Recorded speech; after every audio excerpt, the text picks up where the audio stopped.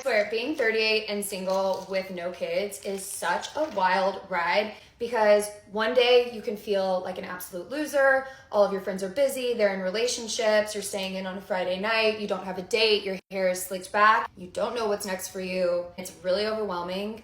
You don't know your direction in life. You can feel so completely alone. The next day, you can wake up and take a walk with your friend and her cute ass baby. You can make Thanksgiving plans because your parents are gonna be out of town and you needed to make some plans. You can go and do an everything shower and blow out your hair. You can put on a cute ass shirt that you just got from Amazon that is your color as a blue spring.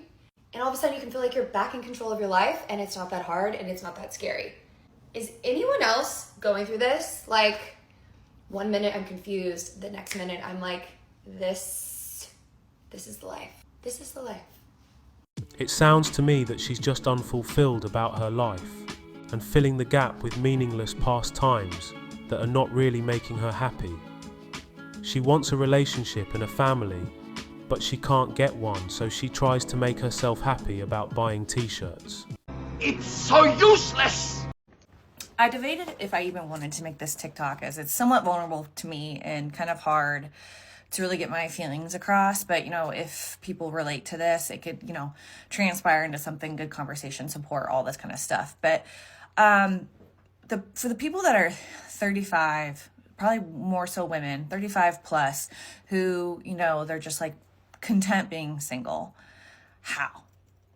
I am 37 and I have definitely struggled in the dating world. You know, I haven't been in a long-term relationship in quite some time, about 5 or so years. Definitely shorter term relationships I've gone on and off with, 3 months here, 4 months here, 5 months there.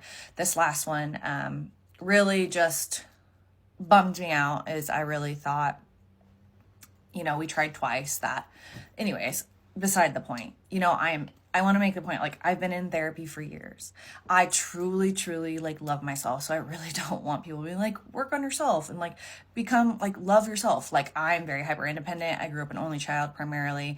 I had to learn to love being by myself and loving who I am. I love to solo travel. It's liberating. Sidebar, if you haven't done it, I highly recommend anyone do it. I have the most great friend support system in the world. But at the end of the day, and I want to just be content being single, but at the end of the day, I yearn for a companion. I yearn for a romantic partner.